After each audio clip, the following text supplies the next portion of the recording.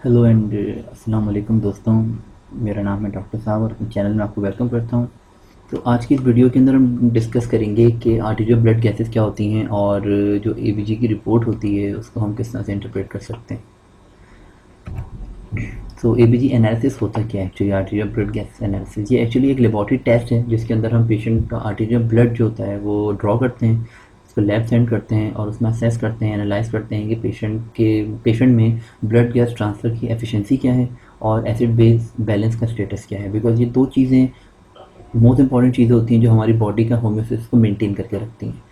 मुख्तलिफ साइट्स होती हैं बॉडी के अंदर आर्टीरियल ब्लड ड्रॉ करने के लिए, जैसे कि ब्रेकियल आर्टरी है, रेडियल आर्टरी है और फीमोरल आर्टरी है। इन आर्टरी से हम ब्लड को ड्रॉ करते हैं किसी भी एक आर्टरी से और उसको फिर हम एनालिसिस के लिए लैब सेंड कर देते हैं। इन 5 पैरामीटर्स को मेनली हम फोकस करते हैं इन एबीजी एनालिसिस के अंदर, जिसमें सबसे पहले most important pH of the blood होता है, bicarbonate ions, partial pressure of the carbon dioxide, partial pressure of the oxygen and saturation percentage of the oxygen. तो एक जनरली हम बात करते हैं, एक बेसिक्स जो होती हैं जो हमें समझ आनी चाहिए एबीजी रिपोर्ट को एनालाइज करने से पहले, वो हम यहाँ पर डिस्कस करेंगे। सबसे पहले बात करते हैं पीएच की। पीएच सिंप्लीफाई करके अगर मैं आपको बताऊँ तो पीएच शो करता है हाइड्रोजन आयन कंसनट्रेशन को बॉडी के अंदर। हाइड्रोजन आयन जिसको हम प्रोटॉन भी कहते हैं, उसी कंसनट्रेशन को पीएच के ज़रिए हम शो करते हैं। ये इक्वेशन जो आप यहाँ पे देख रहे हैं, ये इक्वेशन एक बहुत इंपॉर्टेंट इक्वेशन है, ये आगे आपको बहुत ज़्यादा हेल्प करने वाली है, तो आप इस इक्वेशन को याद रखिएगा कि pH is equal to negative log of hydrogen ion concentration. Negative log हम वहाँ लगाते हैं किसी भी एलिमेंट के साथ जहाँ पे हमें उसका इन्वर्स रिलेशन शो करना। तो इस इक्वेशन से आपको पता चल जाएगी बात कि जब हाइड्रोजन आयन की कंसनट्रेशन बढ़ेगी तो इन्वर्सली प्रोपोर्शनल जो पीएच है वो कम हो जाएगा। तो ये इक्वेशन बहुत इंपॉर्टेंट है, इसको आपने याद रखना है ताकि आपको आगे काम आए। एसिड्स क्या होते हैं अकॉर्डिंग टू थ्योरीज? एसिड्स वो मॉलिक्यूल्स होते हैं जो अपना प्रोटॉन यानी अपना हाइड्रोजन आयन किसी भी दूसरे मॉलिक्यूल को डोनेट करने की कैपेसिटी रखते हैं। बेसिस क्या होती हैं? बेसिस वो मॉलिक्यूल्स होते हैं जिनके पास प्रोटॉन की एक्सेप्ट करने की कैपेबिलिटी मौजूद होती है। या तो वो फ्री प्रोटॉन को एक्सेप्ट कर लेते हैं या फिर वो किसी एसिड से प्रोटॉन को एक्सेप्ट कर लेते हैं।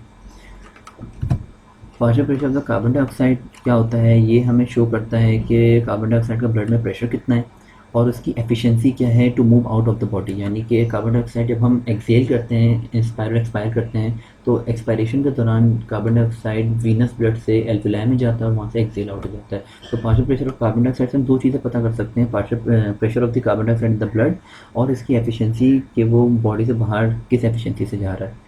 पार्शियल प्रेशर ऑफ ऑक्सीजन भी सिमिलरली ये चीज़ बताता है कि ऑक्सीजन का ब्लड में प्रेशर कितना है और इसकी एफिशिएंसी क्या है बॉडी में आने की, यानी कि इंस्पायरेशन के दौरान ये एल्विलाई से ब्लड में किस एफिशिएंसी से आ रहा है। तीसरी चीज़ जो हम देखते हैं वो होती है bicarbonate ions. Bicarbonate ions actually show करता है कि अल्कली रिजर्व बॉडी के अंदर कितने।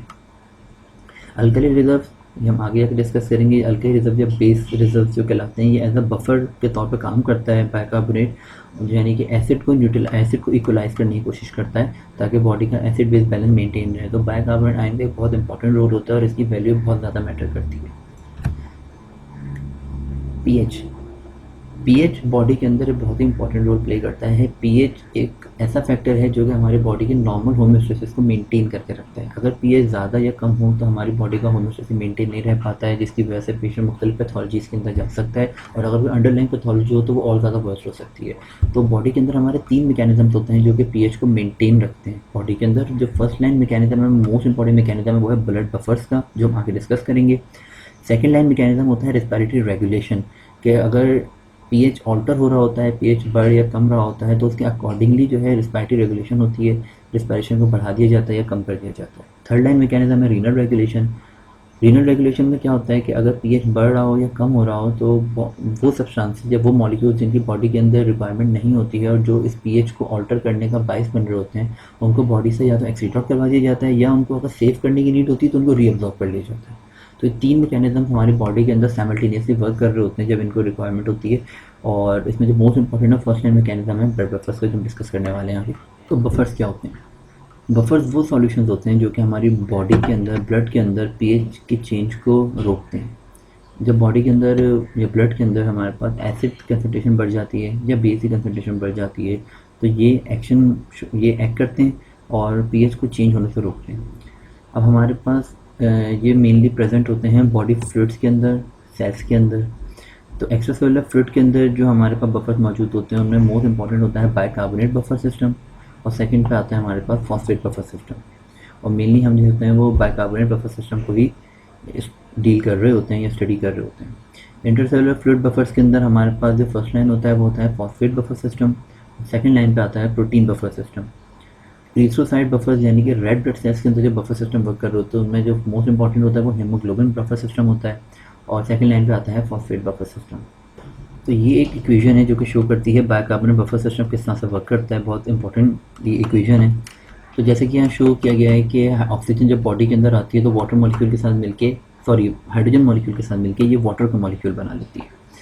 अब ये वाटर मॉलिक्यूल कार्बन डाइऑक्साइड जो कि आर्टेरियल ब्लड में रिमेनिंग कार्बन डाइऑक्साइड होती है उसके साथ कंबाइन होकर ये कार्बोनिक एसिड बना लेती है। ये कार्बोनिक एसिड जब डिसोसिएट होगा अगेन तो ये हाइड्रोजन आयंस फॉर्म करेगा और बाइकार्बोनेट आयंस को ये फॉर्म करेगा। अब ये बाइकार्बोनेट जो होगा ये एक्ट करेगा एज अ बफर सिस्टम। तो एबीजीज के अंदर हम इन दो चीज़ों को मेनली फोकस कर रहे होते हैं, और कार्बन डाइऑक्साइड को हम इसके अंदर फोकस कर रहे होते हैं कि partial pressure of the carbon dioxide हमारे पास कितना मौजूद है, बाइकार्बोनेट आयन हमारे पास कितने मौजूद हैं, और हाइड्रोजन आयन कंसंट्रेशन यानी कि पीएच कितना मौजूद है। पार्शियल प्रेशर ऑक्सीजन का भी बहुत इंपॉर्टेंट रोल होता है, लेकिन मेनली जो हमारे यहाँ जो डायग्नोसिस बनाई जाती है जो कि अप्रोच की जाती है टू वाटर डिजीज़ वो इन तीन एलिमेंट्स की बेस पे की जाती है, partial pressure of the carbon dioxide, hydrogen ion concentration which is the pH, and then bicarbonate ion जो कि अल्कली रिजर्व या बेस रिजर्व को शो करता है।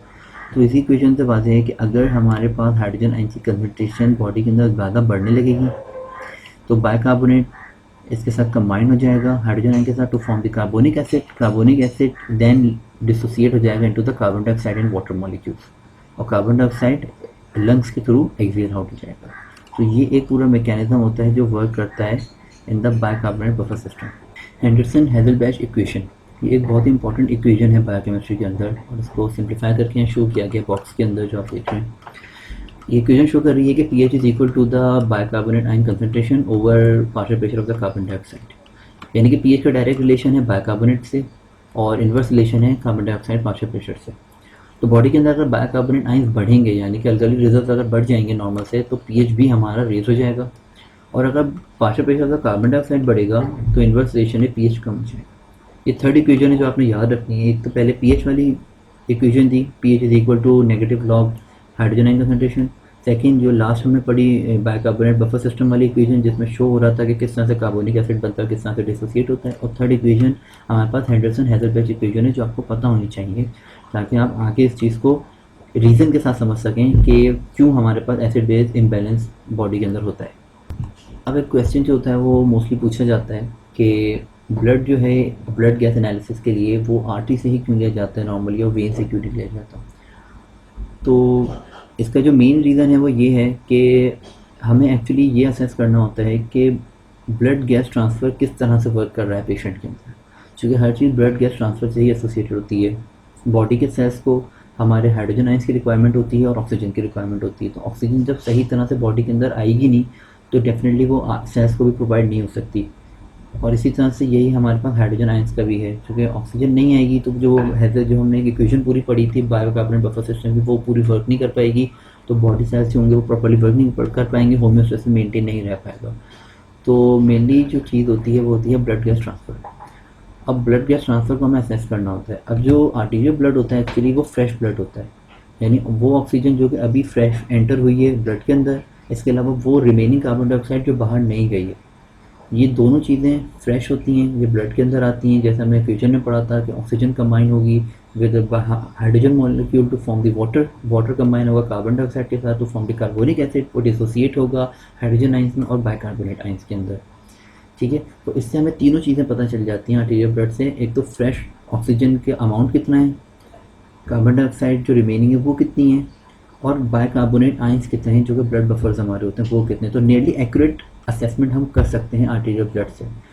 दूसरी तरफ अगर हम वीनस ब्लड लेंगे तो वीनस ब्लड वो ब्लड होगा जो सेल्स से होकर आ रहा होता है, उसके अंदर कार्बन डाइऑक्साइड का अमाउंट ज़्यादा होता है, ऑक्सीजन का अमाउंट कम होता है, और बाइकार्बोनेट भी उसमें हो सकते हैं नॉर्मल, लेकिन इस तरह से वो नहीं रिफ्लेक्ट करते ओरिजिनल वैल्यू को जिस तरह से आर्टीरियल ब्लड करता है।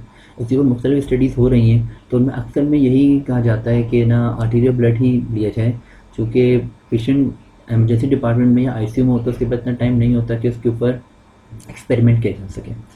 तो मेनली आर्टीरियल ब्लड को ही प्रेफर किया जाता है। एक और क्वेश्चन आता है कि एबीजी के लिए जो ब्लड हम ड्रॉ करते हैं उसको आइस में रखा जाता है और आइस में रख के उसको ट्रांसपोर्ट किया जाता है लेबॉर्ट्री में, ऐसा क्यों होता है? तो जिन लोगों को नहीं पता मैं बताता चलूँ कि वाकई ऐसा होता है कि एबीजी के लिए जो ब्लड दिया जाता है, जो उसकी बॉटल होती है एबीजी ब्लड की, उसको हम आइस के अंदर रखते हैं या किसी भी कोल्ड चीज़ के साथ रखते हैं और देन उसको हम ट्रांसपोर्ट करते हैं टू द लेबॉर्ट्री। इसका मकसद क्या है? एक्चुअली एबीजीज एक बहुत इंपॉर्टेंट टेस्ट होता है, उसके लिए इसके अंदर हमें नियरली एक्यूरेट वैल्यूज़ रिक्वायर्ड होती हैं ताकि हम पेशेंट की डायग्नोसिस सही तरह से पहुँच सकें। अगर एबीजी के ब्लड को डिले करा जाए, ट्रांसपोर्ट नहीं किया जाए टाइम पे लेबॉर्ट्री में और टाइम पे उसका टेस्ट ना किया जाए, तो उसका सबसे बड़ा नुकसान ये होता है कि जो ऑक्सीजन मौजूद होती है हमारे आर्टीरियल ब्लड के अंदर वो यूटिलाइज़ होना स्टार्ट हो जाती है। कौन यूटिलाइज़ करता है उसको? उसके अंदर हमारे पास ल्यूकोसाइट्स होते हैं, दूसरे ब्लड सेल्स होते हैं, वो ऑक्सीजन को यूज़ करने लगते हैं।